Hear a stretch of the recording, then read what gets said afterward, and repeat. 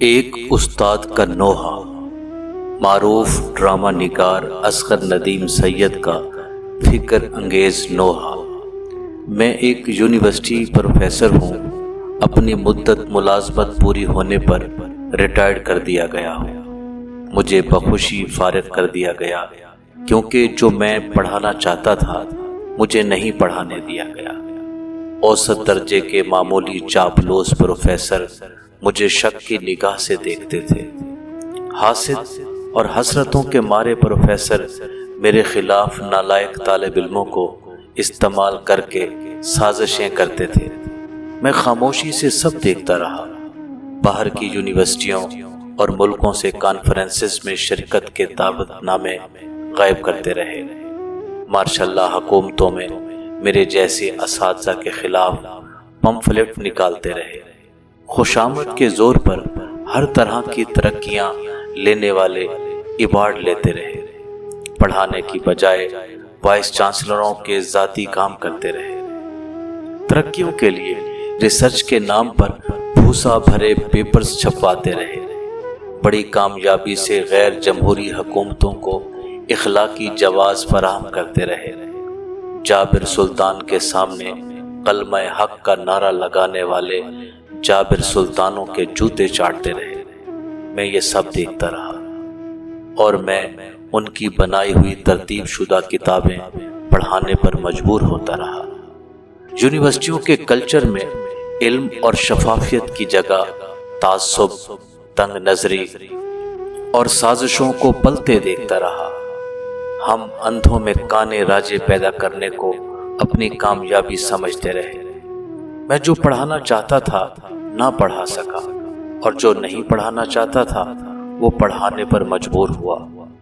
آج اعتراف کرنا چاہتا ہوں کہ میں نے جو شاگرد پیدا کیے وہ ڈاکٹر، انجینئر، بینکر اور استاد بنے، مگر ان میں ایک آنچ کی کسر رہ گئی۔ اس کا اندازہ مجھے وقتاً فوقتاً ہوتا رہتا ہے۔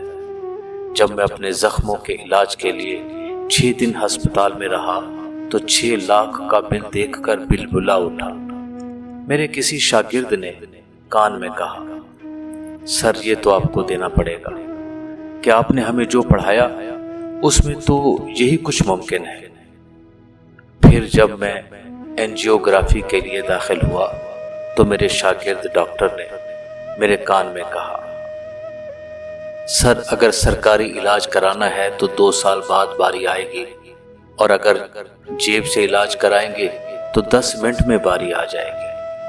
میں نے اس کی طرف دیکھا۔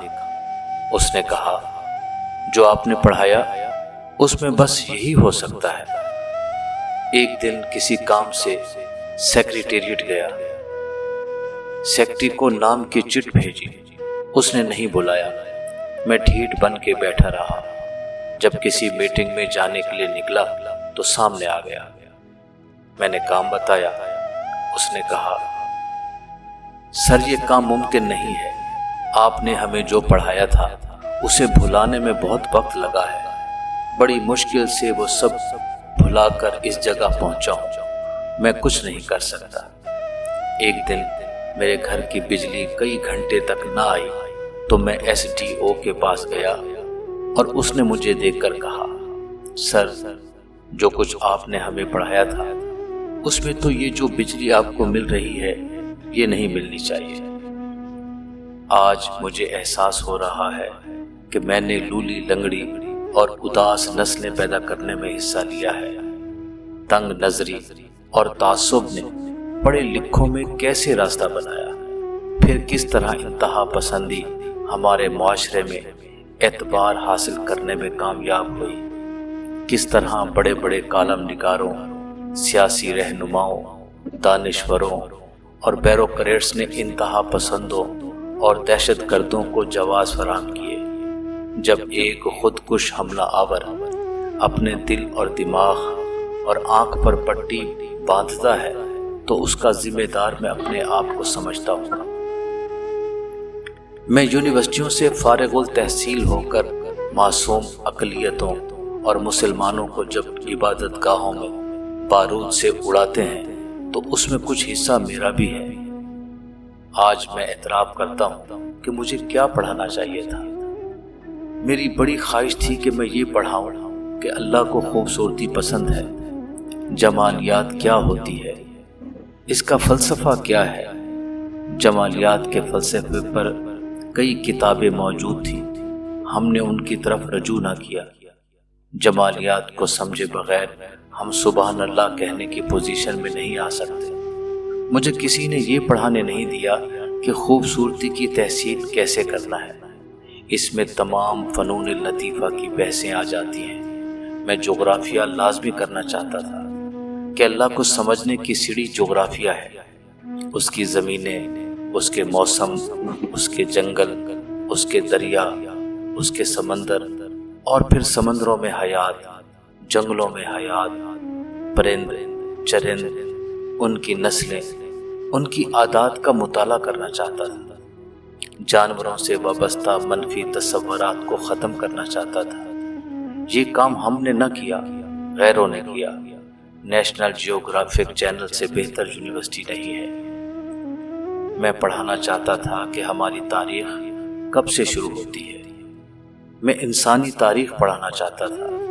مجھے اغوا شدہ پاکستانی تاریخ پڑھانے پر لگا دیا گیا۔ ظالم بادشاہوں کے قصیدے پڑھنے والے مورخوں نے وہ ٹیڑھی اینٹ رکھ دی جس پر جو عمارت بھی تعمیر ہوئی، اس کی غلام گردشوں میں ضیاء الحق نے ٹکٹکیاں لگا دی۔ پپو کے قاتلوں کی پھانسی کے میلے میں بٹورے اور گول گپے بیچنے والوں نے چاندی کمائی، اور انسانوں کو بے حس کرنے کا عمل شروع ہو گیا۔ میں تاریخ مسخ کرنے والوں کی نشاندہی کرنا چاہتا تھا۔ مجھے ایسا کرنے سے روک دیا گیا۔ کن لوگوں نے نظریہ پاکستان کو پوری قوم سے ٹھگ لیا اور پھر اس پر لمبی چوڑی مارکیٹنگ کی جو اب تک جاری ہے۔ میں طلباء کو بتانا چاہتا تھا کہ یہ کون لوگ ہیں، کن کونے کھدروں سے کیڑے مکوڑوں کی طرح نکلے ہیں۔ اس سے بھی بڑھ کر قائد اعظم کو ٹھگنے والے بولوں اور ٹھگنے قد کے لوگوں کو طلباء سے متعارف کروانا چاہتا تھا۔ مجھے روک دیا گیا۔ میں طلباء کو پڑھانا چاہتا تھا کہ ایوب خان کس طرح فیلڈ مارشل بنا اور اس کے مشیروں نے ادب اور ادیبوں کو خریدنے کے لیے کس طرح کے گماشتے مقرر کیے۔ اس نے شاہی قلعے میں ناصر حسین کو کیسے شہید کیا، کس طرح دانشوروں، سیاستدانوں، باضمیر لوگوں کو ساری رات جگانے کے لیے حربے استعمال کیے، ان کے ناخن کس طرح پلاس سے اکھاڑے گئے، کس طرح ان کی چیخوں کو دبانے کے لیے اقدامات کیے گئے۔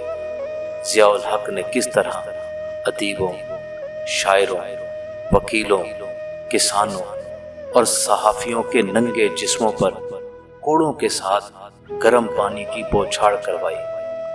کس طرح یہ لوگ پاگل ہوئے اور ان کے گھر والوں نے انہیں قبول کرنے سے انکار کر دیا۔ اداکارہ شبنم کیس میں راتوں رات ضیاء الحق نے پھانسی کے مجرموں کو کس طرح معافی دلوائی۔ کون شبنم کے گھر گیا اور اس سے معافی نامہ لے کر آیا؟ میں یہ طلباء کو بتانا چاہتا تھا۔ میں طلباء کو پڑھانا چاہتا تھا کہ سعادت حسن منٹو جب پاکستان آئے ہم نے ان کے ساتھ کیا سلوک کیا، چھوٹی عدالتوں میں کس طرح ذلیل کیا، روزگار کے سارے دروازے بند کر دیے، 10 روپے میں تخلیقی مشقت پر افسانہ لکھوایا، قسطوں میں نہیں یک مشت مرنے پر مجبور کر دیا۔ پاک ٹی ہاؤس میں اسے دیکھ کر قیوم نظر اور شہرت بخاری ٹوائلٹ میں ڈر کے کیوں گھسے تھے؟ بقول منٹو اس نے تو کبھی بھی ان سے ادھار نہیں لیا تھا۔ میں منٹو کے افسانے کھول دو، ٹھنڈا گوشت، موزیل، باپو گوپی ناتھ، ٹوبا ٹیک سنگھ، شہید ساز اور ننگی آوازیں پڑھانا چاہتا تھا۔